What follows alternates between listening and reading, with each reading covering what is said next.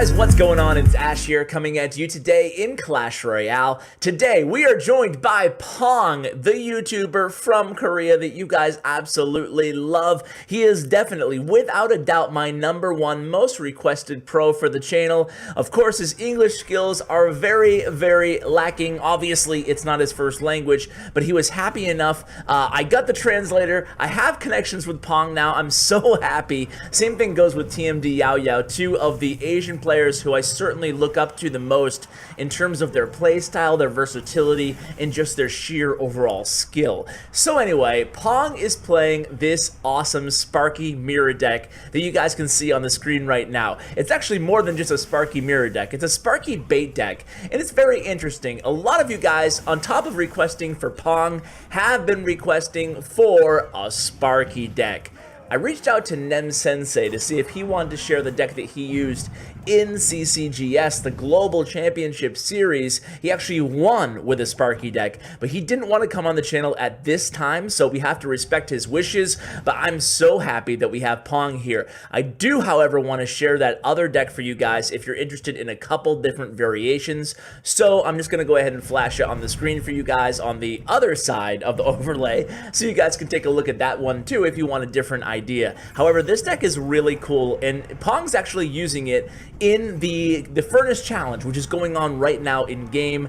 It's a fun way to do a challenge, unlock some rare cards in the Furnace, and it just so happened that Pong's favorite deck involves the Furnace already. So I said, hey, why not just play the Furnace Challenge, right? So that's exactly what we're doing here in today's video, just having some fun playing this Sparky deck, and you can see already Sparky doing some good work. I mean, proving that she's not just a trash can on wheels, as some, you know, slimy people call her in the community. Okay, I've called her that in the past too, sorry guys. But basically, what we're doing here with this deck is, as we watch Pong, we'll do some play-by-play on the next matches here, but essentially, this is a great bait deck, and we have that one powerhouse, the Sparky, that we're going to use in the back, and basically what we're going to do is use Sparky to be the tank of our push. Oh, Mirrored Sparky, by the way, Mirrored Sparky coming up right now, knowing that the only spell in the opponent's deck besides Zap is Fireball, so it was kind of a safe play, even though the miner ended up taking her out. I still think she needs a buff. For those of you who missed my legendary ranking video, I had a lot of fun doing that actually. What I did was I ranked all the legendary cards from 1 to 12, and Sparky, yeah, she was on the bottom. Womp womp. But you know what the thing is you'll see throughout these replays, maybe, even though this is probably going to be a win here, it's just log Fireball distance right now, that right tower.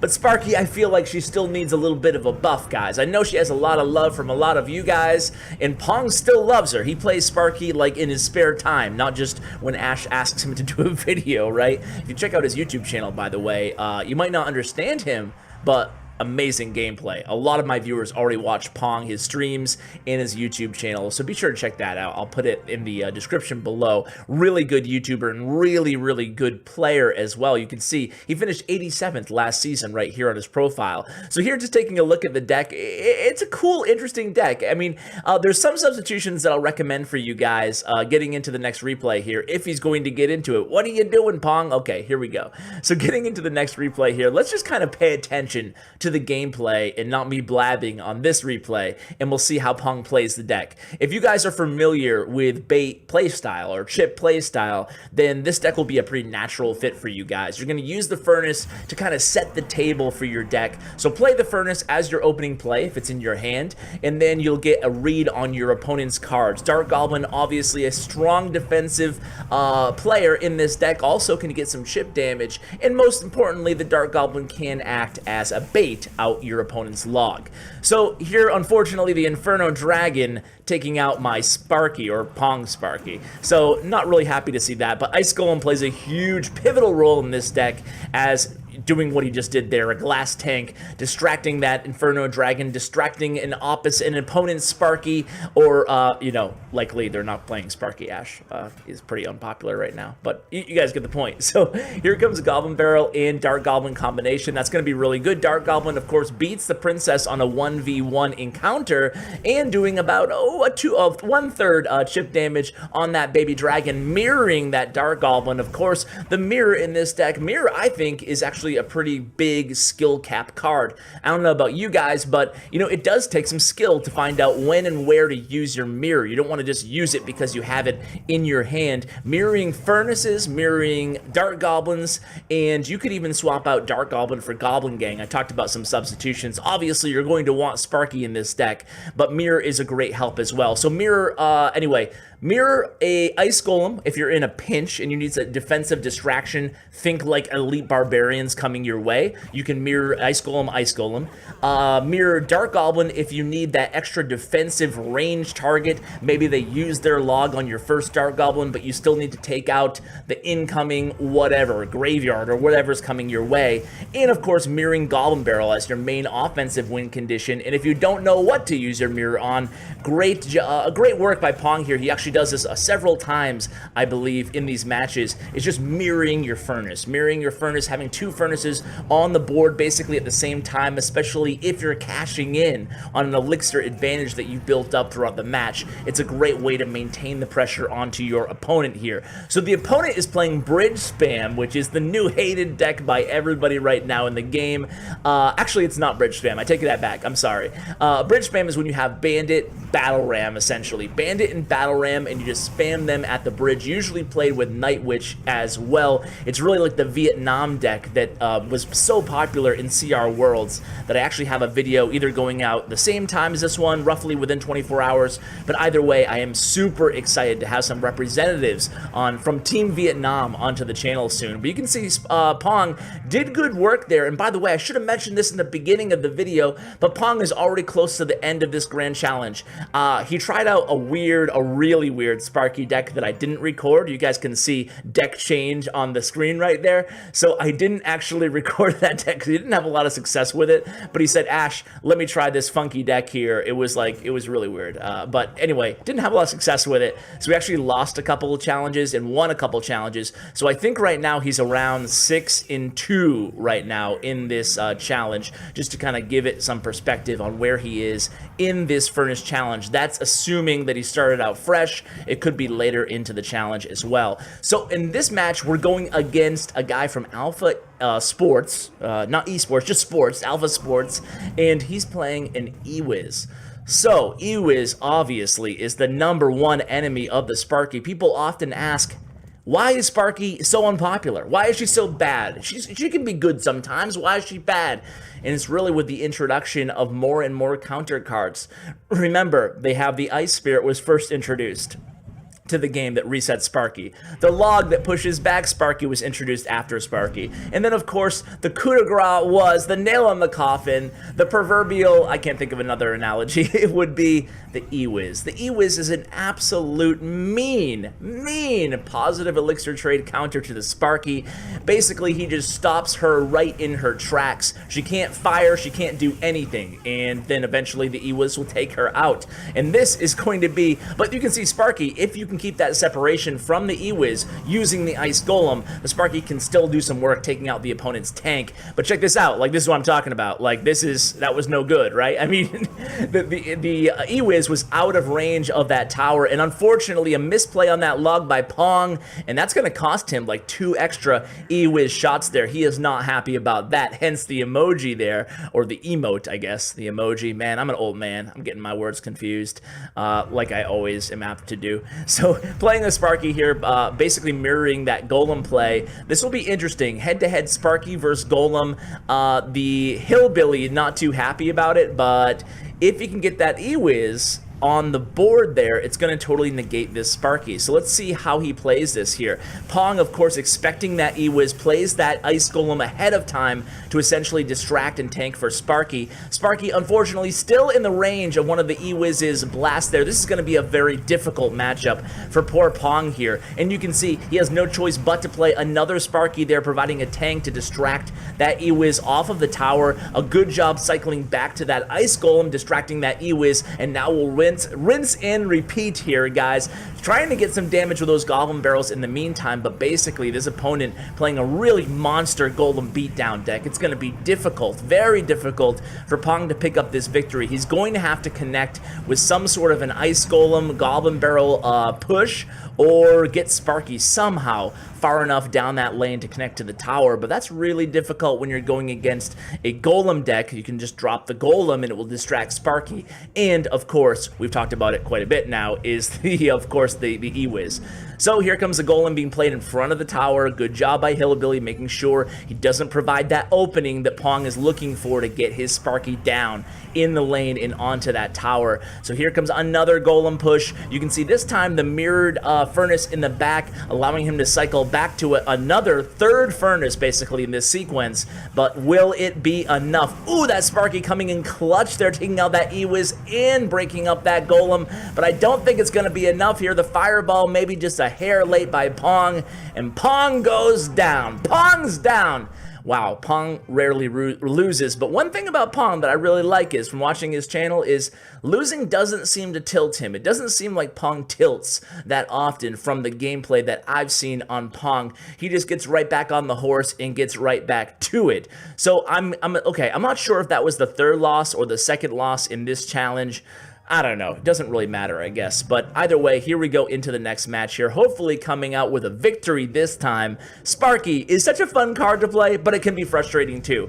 Pong, with no great counter in hand to that Goblin Barrel, has to do a negative elixir trade with that Fireball on Goblin Barrel. Now, it looks like the opponent is playing probably a straight-up bait deck as well. So Pong is going to be playing somewhat of his mirror, of course, using the Sparky instead of a traditional tank. So a Wizard Knight combination, that should be no big deal for Sparky. He's going to one-shot that Knight, and then again, the Ice Golem coming through huge to tank for that Sparky. Guys, if you're going to play a Sparky deck, think about adding that Ice Golem. You've seen how Ice Golem has really been the MVP so far in these matches for Pong. Pong, a big fan of Ice Golem. I know that from watching his videos. So this time, Sparky not going to get that one shot off to kill that Night Witch coming down the lane. Good Goblin Barrel by the opponent, but of course, Pong saving that log, doing a good job saving it for that Goblin Barrel. So now it's just going to be Princess time for Pong. Going to do some sniping from afar here. Is he going to protect the Princess? No, he has no Ice Golem in hand to distract that Knight away. So he's probably going to take some incidental damage here to the left tower. Just a hit or two using that log. Now he doesn't have log in the cycle. The opponent's playing an interesting deck. I kind of assume they're playing like a straight up bait deck, but playing the Night Witch and the Wizard as well. Interesting. So it's not a bait deck per se. It's really a beatdown deck with Goblin Barrel as kind of a secondary win condition. So when we see the tank coming in one lane, we know what's coming in our lane. It's going to be Sparky, which is essentially going to act as sort of a quasi-P.E.K.K.A., but much better on the counter push, much weaker on the defense to stop a big beatdown push coming. Of course, the opponent can stop Sparky or negate Sparky with one simple lightning or one zap spell, at least resetting her. But Sparky did really well there. Basically took out that giant all on her own now, and now she is in the lane, closing in on the opponent's side of the tower. I don't know, guys. When you can get Sparky to connect to a tower, it's like celebration mode. I don't know. It's just like, it feels so difficult to do. That's part of the reasons why I think she needs a retargeting buff. I don't know about you guys, but similar to what the Inferno Dragon got, just a 0.2 second increase on the retargeting speed, I think that would help, because oftentimes you see Sparky and she's just kind of like, and never firing. She's just like retargeting, but not even firing. So there, she did fire. Again, taking out this giant here. Doing good work with Sparky here on defense is Pong, really negating those big giant pushes. And again, it looks like Sparky's going to be ready to reload by the time this Night Witch engages her. She is, and a Fireball is probably going to end things here for Pong, coming out with a strong victory against that kind of annoying Wizard Night Witch giant Goblin Barrel deck. It was an interesting deck, but it could be very effective. But Pong doing a very good job on defense, really taking advantage of the fact that the opponent was playing Log and not Zap. And that's part of the reasons what you can do with this deck. Part of the cool things that you can do with this deck is if your opponent is running Log and they don't have Lightning or Zap, which, you know, I mean, Lightning and Zap very popular, but not in every deck, you can really catch them by surprise with Sparky, because not everybody's ready to be having to reset Sparky in the current meta. So it's definitely a good surprise deck if you guys are looking for a good Sparky surprise deck. So here we go, starting out with an aggressive Goblin Barrel, seeing what the opponent has. The opponent, speaking of aggressive, starts out with a Furnace and a Mini P.E.K.K.A here. Is Sparky going to be able to one-shot Mini P.E.K.K.A? Yes, she is. Lightning goes down a little bit too late on that Lightning. She gets her shot off, takes out the Mini P.E.K.K.A, and now she is in the lane. You can see about 1/3 left health on Sparky, enough to keep her alive to one-shot that Knight as well. So this Sparky is doing work here. The opponent says good game already. How can you say good game when you have Lightning and Ice Spirit against Sparky in Log? Come on, man, come on.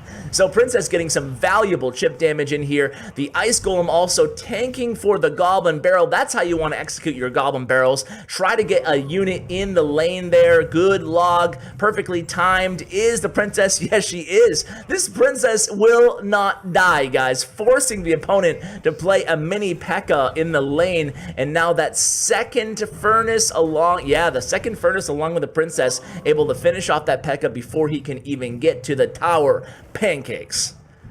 Whew.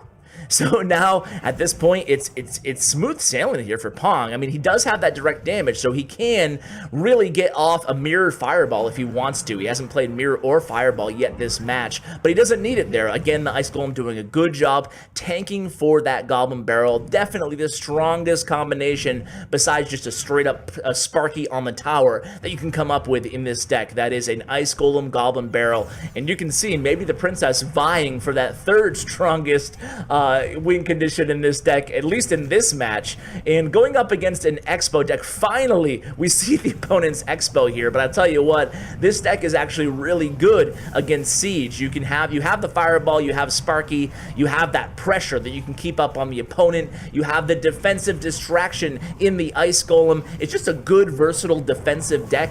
The only problem again is going against like that last match or 2 matches ago that we saw, when you're going against E-wiz and a big heavy beatdown push like E-wiz Golem. That's going to be tough with this deck. There's just no ifs, ands, or buts about it. There's no way around it. I'm not going to paint you a rosier picture than is actually the case. So E-wiz, Lightning, Golem, yeah, that's going to be a difficult matchup. But heck, this deck, you can see, can certainly be effective in the right hands. Only 2 seconds left, not going to be enough time.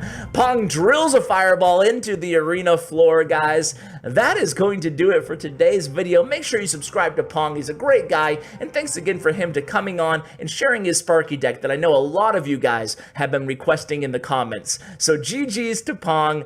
Thank you so much for watching to you guys, and a huge shout out to my YouTube partner, Bren Chong. You can find his information in the description below. Make sure you check him out and give him some love for everything he does in the community, guys. We all love Bren Chong here. Guys, we all love you for watching all the way till the end. I really appreciate it. And as always, take care, guys.